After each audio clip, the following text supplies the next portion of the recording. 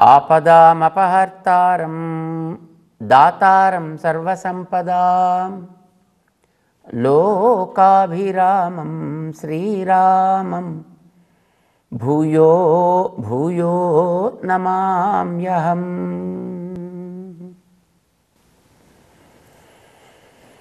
జై శ్రీమన్నారాయణ. ప్రియ భగవద్బంధువులారా, దేశ సంరక్షణ చేసేటటువంటి సిపాయిలు, మిలిటరీ సైనికులు ఆయుధదారులుగా ఉండి తమ మీద ఎవరైనా దాడెత్తితే వారి మీద తిరుగు యుద్ధం చేసి అవసరమైతే సంహరిస్తారు. వాళ్ళని మనం హంతకులు అంటామా?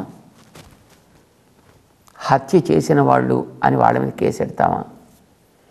వాళ్ళని కోర్టులో తీసుకొచ్చి నిలబెడతామా? వాళ్ళకి జైల్లో పెడతామా? వాళ్ళకి ఫైన్ వేస్తారా? ఎందుకు వేరు? వాడు కూడా కొంతమంది ప్రాణాలు తీస్తున్నాడు కదా. రోగం వచ్చినటువంటి వ్యక్తికి డాక్టర్ గారు ఒక యాంటీవైరస్ ట్యాబ్లెట్స్, ఇంజెక్షన్ లాంటివో ఇచ్చి ఆ రోగ నిదానమైనటువంటి ఆ జీవ కణాలని వారు సంహరిస్తారు, వారు చంపి పారవేస్తారు. ఆ డాక్టర్ని మనం హంతకుడు అంటామా? ఆ డాక్టర్ని మనం దోషిగా గుర్తిస్తామా? ఎందుకని? కానీ బయట ఎవడైనా ఏదో ఒక కోపంతోటో తాపంతోటో పొరపాటున వాడిని ఏదైనా ఒక గీకితే అది చీరుకున్నా వాడి మీద పెద్ద కేసు పెట్టి వాడికి పెద్ద దండన విధించి వాడిని కటకటాల్లో పెట్టి ఇలాంటివన్నీ చేస్తారు. ఈ కాస్త చేసిన దానికి వాడికి ఇంత దండ ఎందుకండి? వాడు ప్రాణాలు తీసేసి కొన్ని వందల మందిని మొత్తం లేకుండా చేసేసినప్పటికీ కూడా వాడిని ఎందుకు మనం హంతకుడు అంటలేదు? వీడిని ఎందుకు హంతకుడు అనే ప్రయత్నం చేస్తున్నాము? ఇది మనం చూస్తున్నాం లోకంలో. అంటే చేసే పని కాదయ్యా ప్రధానము, ఆ పని వెనక నడిపించేటటువంటి డ్రైవింగ్ ఫోర్స్ అయినటువంటి జ్ఞానం ప్రధానము. వాడు నేనెవడిని, నేను ఎందుకు చేస్తున్నా, ఏమి చేస్తున్నా, ఎవరి కోసం చేస్తున్నా, ఎవరి విషయంలో నేను చేస్తున్నా, ఇది దీనికి సంబంధించినటువంటి జ్ఞానం కనుక వాడికి సవ్యంగా ఉన్నట్టయితే వాడు కొన్ని వందల మంది ప్రాణాలు తీసేసినప్పటికీ కూడా వాడిని మనం ఓహో వాడికి వీరచక్ర పరమవీర చక్ర ఇచ్చి సత్కారం చేస్తామే తప్ప వాడిని దోషిగా నిలబెట్టే ప్రయత్నం చేయం. ఇది మనందరికీ తెలుసు. జీవితంలో ఆత్మోజ్జీవన కూడా అంతే. మనం చేసేటటువంటి కర్మ ఏమిటి అనేది ప్రధానం కాదు. ఆ చేసేటువంటి కర్మ వెనక నడిపించే జ్ఞానాన్ని మనం సవ్యంగా సిద్ధం చేసి పెట్టుకున్నామా లేదా, దాన్ని నడపగలిగేటటువంటి సామర్థ్యం కలిగిన జ్ఞానంగా తీర్చిదిద్దామా లేదా అనేదే ప్రధానమైనటువంటి ప్రశ్న. ఇది మనం చేయగలిగామనంటే 4వ అధ్యాయం 41వ శ్లోకంలో ఈ విషయాన్ని కృష్ణుడు స్పష్టం చేస్తాడు. యోగ సన్యస్త కర్మాణం జ్ఞాన సంఛిన్న సంశయం ఆత్మవంతం న కర్మాణి నిబధ్నంతి ధనంజయ. యోగ సన్యస్త కర్మాణం. యోగము అనంటే దేంతో వీడి జ్ఞానాన్ని చేర్చి ఉంచాలో అలా చేర్చి ఉంచగలిగిన వాడు యోగి. దేంతో చేర్చి ఉంచాలి? పనితో కాదు, పనితోటి శరీరం చేరి ఉంటుంది. ఆ పని వెనకాతలు నడిచే జ్ఞానంతో ఆత్మ చేరి ఉంటుంది. కనుక వీడు ఆత్మని ఆ జ్ఞానంతో చేర్చినవాడు కావాలి. దాని వెనకాత నడపాల్సిన పద్ధతిలో నడిపే జ్ఞానం కలవాడు. డాక్టర్ గారికి కూడా జ్ఞానం ఉంటుంది. డాక్టర్ గారి చేతిలో ఇంజెక్షనో లేకపోతే ఆపరేట్ చేసేటటువంటి పరికరాలు ఉంటాయి, టూల్స్ ఏవో ఉంటాయి, వాటితోటే ఆపరేట్ చేస్తారు. చేత వాడికి ప్రాణం వచ్చిన వాడితోటే, ప్రాణం పోయిన వాడితోటే. వాటినే డాక్టర్ గారు వాడుతున్నప్పటికీ కూడా మన డాక్టర్ గారు దోషి అని ఎందుకంట లేదంటే, వాడేటటువంటి సందర్భంలో ఆ వెనకాతల నేను వైద్యుణ్ణి, వాడికి ఆరోగ్యాన్ని ఇవ్వడం నా బాధ్యత, నాకు చేతనైనంత వరకు వాడికి ఏర్పడ్డ రోగాన్ని తొలగించే ప్రయత్నం చేయడానికి నేను శాయశక్తిలో కృషి చేయవలసినదే. అందులో నేను వెనకాడ తగదు. ఫలితం నా చేతుల్లో లేదు, ఫలితం వాడిది. ఈ మధ్యన మనకి సుప్రీంకోర్టులో డాక్టర్స్కి అందరికీ కూడా ఒక మినహాయింపు కూడా వచ్చిందండి. మనం వినుంటాం కదా, వాడు పేషెంట్ విషయంలో ఇదివరకు ఏమైనా ఒకవేళ ఇబ్బంది కనుక జరిగినట్టయితే, ఏదైనా పేషెంట్ ఒక అవయవాన్ని కోల్పోవడము, ఓ ఇంద్రియాన్ని నష్టపోవడము, లేదా ప్రాణమే పోవడము, ఇలాంటిది ఏదైనా జరిగినట్లయితే ఆ డాక్టర్ గారిని అడగడానికైనా అవకాశం ఉండేది. ఇప్పుడు ఈ మధ్యన ఏదో వచ్చింది అని విన్నాం. అలాంటిది ఏం జరిగినప్పటికీ కూడా డాక్టర్స్కి తగినటువంటి చట్టపరమైనటువంటి రక్షణ ఉంటుంది. కనుక వాడు ప్రాణం తీసేసినా వాడిని ఏమీ అనడానికి వీల్లేదు. ఎవరిని? డాక్టర్ గారిని. తను చేసేటటువంటి పని, తను చేసే పని యొక్క ఫలితాన్ని సన్యస్త, వాడు వదిలిపెట్టేశాడు. దేని మీద వదిలిపెట్టాడు? మొట్టమొదటిది తన చేతిలో పట్టిన పరికరం మీద వదిలిపెట్టేశాడు భారాన్ని. ఇది బాగా పనిచేయాలి. రెండవది, ఆ పరికరాన్ని తీసుకుని పని చేసేది వీడి యొక్క ఆలోచన, వీడి యొక్క మైండ్, వీడి యొక్క హార్ట్. ఇవి రెండు కదండి దాంట్లో స్పందించేది వాడు చేసే ట్రీట్మెంట్కి. కనుక వీడు తన యొక్క హృదయంతో, తన యొక్క ఆలోచనతోటి ఈయన కలిసి ఉన్నాడు. ఈయన దాని యందు భారాన్ని పెట్టాడు. ఇది నన్ను బాగా నడిపిస్తుంది కనుక నేను చేసే ట్రీట్మెంట్ సవ్యంగా ఉండాలి. ఆ డాక్టర్స్ ముఖ్యంగా వాళ్ళకి దేవుడి మీద అద్భుతమైనటువంటి ఒక విశ్వాసం ఉంటుంది అని అంటారు. ఎందుకని అంటే ఈ ఆశ్చర్యకరమైనటువంటి ఈ బాడీని అంతటిని వాళ్ళు చూస్తున్నారు. వాళ్ళకి తెలుస్తుంది. వాళ్ళకి ఇందులో భాగాలన్నీ బాగుంటాయి, ఆ ప్రాణం అనేది ఏదో లేదు, వాడు ఎందుకు పనికిరాడు. భాగాలన్నీ పాడైపోయినవి కానీ ప్రాణం ఉంది కనుక వాడి కోసం వీడు శ్రమ తప్పదు, ఇంజక్షన్స్ తప్పవు, సర్జరీస్ తప్పవు, అది గొట్టం పెట్టడం తప్పదు, వాడికి ఇక బతికి ఉండాలి అని డాక్టర్ ప్రయత్నం చేస్తాడు, మిగతా వాళ్ళు కోరుతుంటారు. మనకు తెలిసినది అంటే తన భారాన్ని భగవంతుడి మీద పెట్టి వెనకాతలు ఎవడో ఒకడు చేసేవాడున్నాడు కనుక వాడు మంచి చేయాలి, వాడు వీడిని చక్కగా బయటికి తీసుకురావాలి, వీడు చిరునవ్వుతో వెనక్కి వెళ్ళగలిగేట్టుగా తయారు చేయాలి అనే దృఢమైనటువంటి విశ్వాసం డాక్టర్కు ఉంటుందండి. అంటే డాక్టర్స్ లోపలంతా చూశారు కనుక తప్పనిసరిగా ఆ లోపల వెనకాతల కనపడక ఉండేటటువంటి తత్వాన్ని కూడా వాళ్ళు గుర్తించగలుగుతారు, విశ్వసించగలుగుతారు. కనుకనే వాళ్ళు ఆపరేట్ చేసిన తర్వాత కూడా అంటారు, I dress the wound, he heals. నేను దానికి కావాల్సినటువంటి పనిని చేసి పెడతా, తగ్గడానికి ఏమేం చేయాలో, కానీ పూర్తిగా తగ్గించగలిగినటువంటి వాడు వాడే అని అంటారండి. I dress the wound, he heals అని. సో తెలివి ఉంటుంది అతను చేసేటటువంటి పని మీద.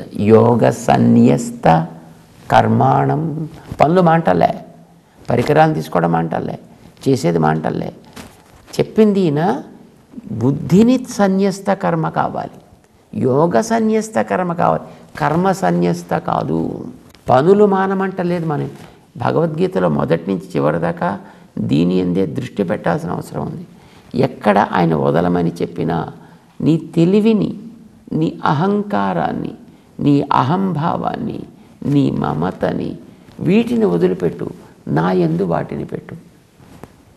నేను నీకు మంచిగా వచ్చేట్టు చూస్తా, నీకు అవన్నీ కూడా అధికమైనటువంటి లాభాన్ని అందించేదిగా నేను తీర్చిదిద్దుతాను కదా అంటూ ఇవన్నీ కూడా దాని మీద భారం పెట్టమంటున్నాడు.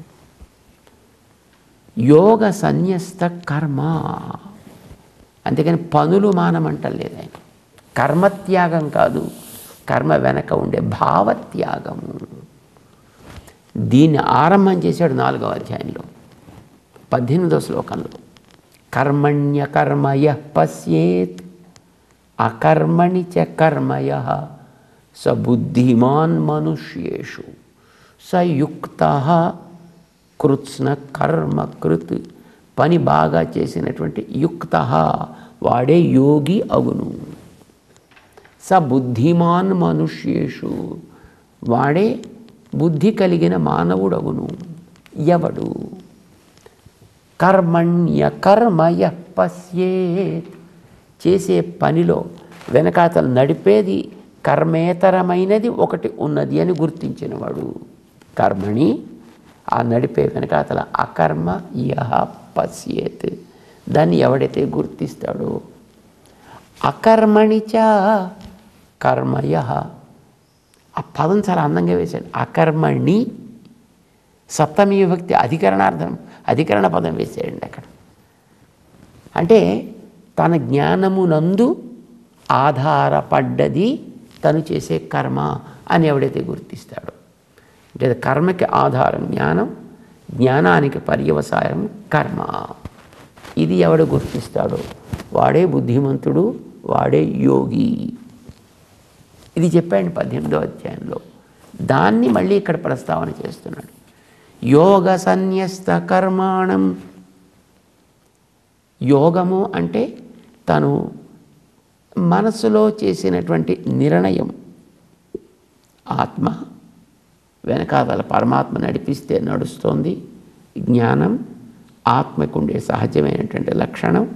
దీన్ని ఇది ప్రసరింపచేస్తోంది. వెనకాతల కర్మ యొక్క ప్రభావం చేత దాన్ని నేను తీసుకున్నట్లయితే నాకు మరింత భారం పెరుగుతుంది.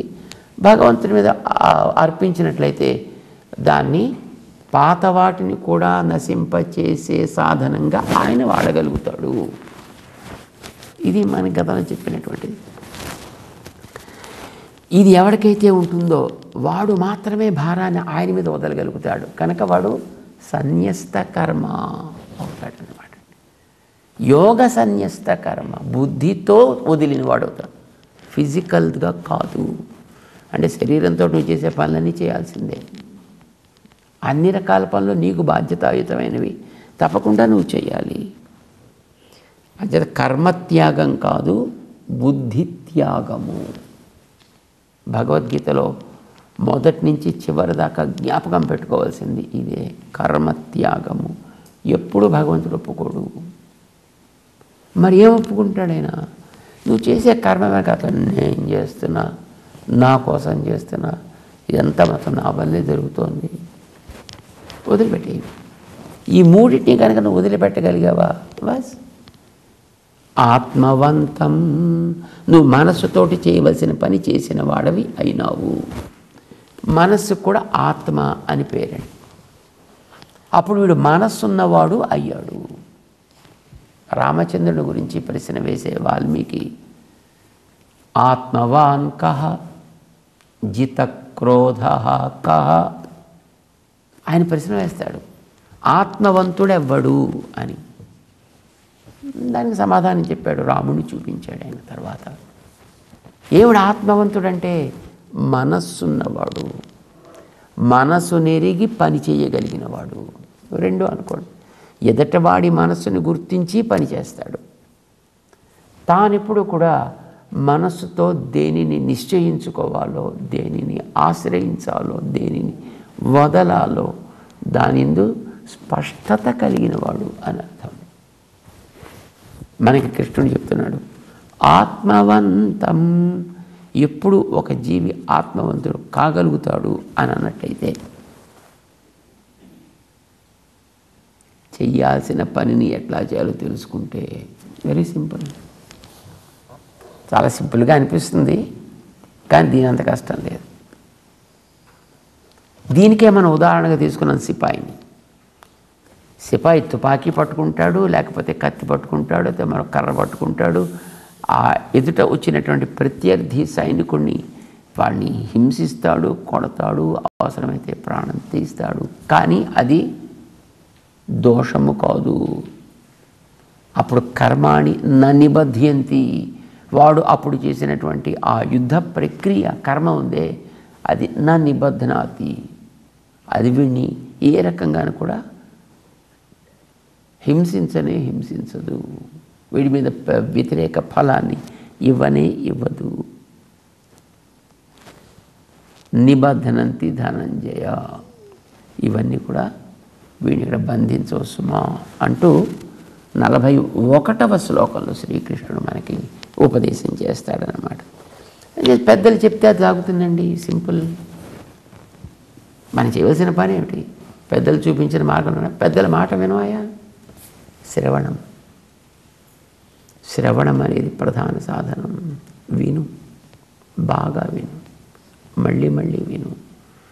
విన్నదానిని మననం చేయి. మననం చేసే సాధనం మనస్సు. అప్పుడు నీకు మనస్సులో ఒక శుద్ధి ఏర్పడుతుంది. నువ్వు మనస్వి అవుతావు, నువ్వు ఆత్మవంతుడు కాగలుగుతావు. అప్పుడు నువ్వు చేసేటువంటి పని ఎందుకు చేస్తున్నావో తెలుస్తుంది, చేయించేవాడెవడో తెలుస్తుంది, దానికి ఫలభోక్త ఎవడో తెలుస్తుంది. కర్మలు నిన్ను బంధించవు, ఎందుకంటే నిన్ను వాళ్ళ కోసం చేస్తున్నావు. అంచేత చేసేది నువ్వే అయినా ఫలితం అంతా మొత్తం వాళ్ళకి. సిపాయి చేసేటటువంటి పని వల్ల లాభం సిపాయికా? నథింగ్. దేశానికి, కోటాను కోట్ల జనాభా కలిగినటువంటి ఆ దేశానికి అందరికీ, అక్కడ ఉండేటువంటి ఆ జాతికి అందరికీ కూడా మంచి శ్రేయస్సు కలుగుతుంది. Very simple. వాళ్ళని నువ్వు అనుసరిస్తున్నావు. ఆత్మవంతం కర్మాణి నా నిబధ్నంతి. వాడికి ఏ రకంగా వాడు చేసేటువంటి పనులు కూడా వాడిని ఇబ్బందుల పాలు కానివ్వవు. అంటే పనిచేయి, మంచిగా పనిచేయి, హాయిగా జీవితంలో పనిచేయి. నీకు యుద్ధం పని, లేచి యుద్ధం చేయి. నువ్వు చేయాల్సింది శత్రువులతో పోరాటం, పని చేయి. అంతే తప్ప రథంలో చతికిలబడి ధనస్సు బారేసి, బాణాలు బారేసి, ఆయుధాలన్నీ విసర్జించేసి నేను అడుక్కు తింటాను, అడవులకు పాలైపోతాను, లేకపోతే ఎక్కడో పోయి హిమాలయాల్లో తిరుగుతాను, అక్కడ ఉంటాను అంటే ప్రయోజనం ఏమిటయ్యా? ఇవన్నీ నీకు ఇచ్చినందుకు, నువ్వు వాటిని పొందినందుకును. అంచేత నీకు భగవంతుడు ఏది వ్యర్థంగా ఇవ్వలే, దేన్ని దుర్వినియోగం చేయడానికి కూడా ఇవ్వలే.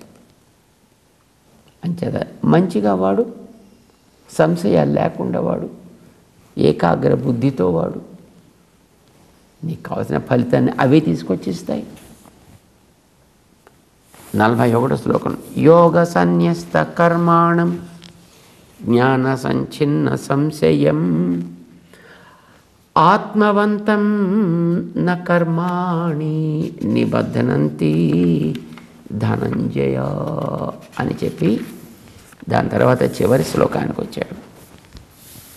అర్జున, ఇంత విన్నావు కదా, తస్మాత్ అజ్ఞాన సంభూతం, నీకుండేటటువంటి పెద్దల మాట వినకపోవడం వల్ల వచ్చిన నష్టం చేత నీ మనసంతా సంశయగ్రస్తమైపోయింది. ధర్మరాజు గారికి చూడు, సందేహం కలగలే. నీకంటే పెద్ద ఆయన కదా, నీకంటే పరాక్రమం కలిగినవాడు కదా, బాధ్యత కలిగినవాడు కదా, అవమానాలు పొందినవాడు కూడా కదా.